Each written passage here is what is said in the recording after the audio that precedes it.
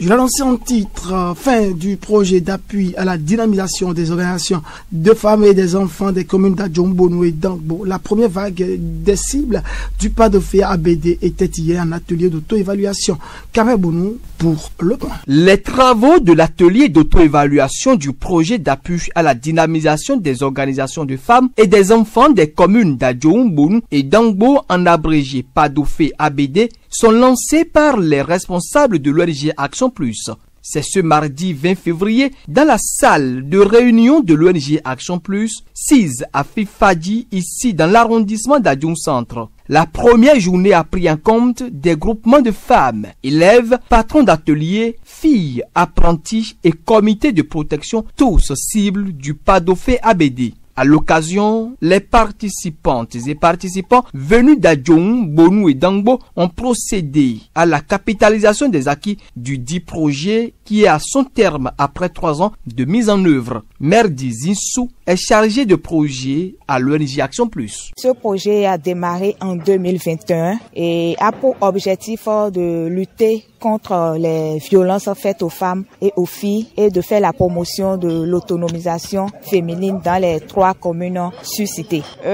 Pendant la mise en œuvre de ce projet, nous avons travaillé avec plusieurs cibles. Nous avons travaillé avec les leaders religieux, les garants de la tradition et les têtes couronnées. Nous avons travaillé avec les enseignants, les élèves, les artisans et les apprentis. Nous avons également travaillé avec les groupements des femmes transformatrices de manioc en gari. Et nous avons collaboré avec les structures étatiques comme le commissariat, la mairie, le centre de promotion sociale des 3 communes d'intervention. Le projet a une durée de 3 ans, ce qui veut dire que actuellement en 2024, nous sommes à la fin du projet. Et pour évaluer les impacts de ce projet sur la communauté, une consultante externe a été recrutée selon les recommandations des partenaires pour discuter avec les cibles et les parties prenantes sur les impacts que ce projet a eu dans la communauté et également voir dans quelle mesure travailler ensemble après le projet, même si les partenaires ne sont pas là, et quelles sont les actions à mettre en place pour la pérennisation des acquis. Ce projet piloté par l'ONG Action Plus est financé par ses partenaires Affaires mondiales Canada et Osfam Québec. La séance a permis aux participantes et participants de faire non seulement la capitalisation des acquis, mais aussi relever des difficultés rencontrées au cours des 3 ans pour pouvoir repartir sur de bonnes bases. Marie-Odile Houtondi comme l'envie est consultante et personne ressource conviée pour la circonstance. Nous sommes venus pour faire la collecte des données sur qu'est-ce qui a marché au niveau du projet, qu'est-ce qui n'a pas marché, pour pouvoir prochainement adapter nos stratégies et voir comment nous allons repartir sur de bonnes bases. Et nous avons élaboré un questionnaire à partir de quelles sont les priorités, quels étaient donc les besoins spécifiques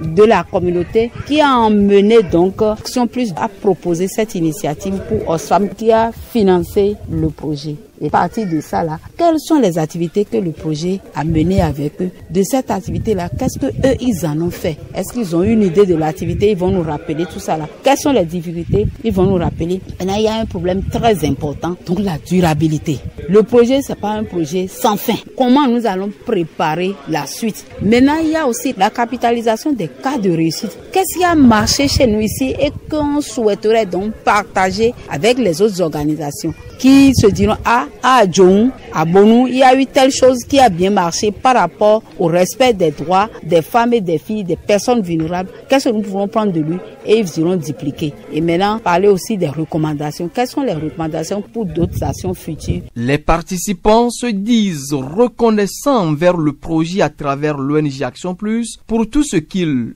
ont eu à bénéficier. C'est ce qui justifie d'ailleurs des engagements pris de part et d'autre. Rosanne Zoklan-Clounon, élève fille bénéficiaire, s'exprime ainsi. Voilà que le projet tend vers sa fin pour que ces actions ne se perdent pas. Nous, élèves, nous avons eu à faire des séances sur le harcèlement, le décrochage et bien d'autres. Donc, nous allons constituer un groupe de troupe théâtrale pour sensibiliser nos camarades sur les mauvaises pratiques qui régissent sur le plan scolaire. Lors des journées culturelles ou bien de la journée internationale de la femme, des filles, on organise des séances de jeux sportifs comme le foot. On pourrait prendre quelques instants de leur minute afin de les sensibiliser.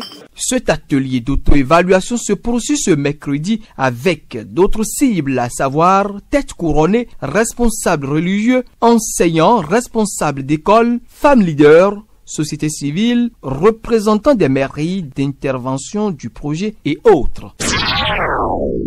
Toutes les informations dans les studios de la Voix de la Vallée.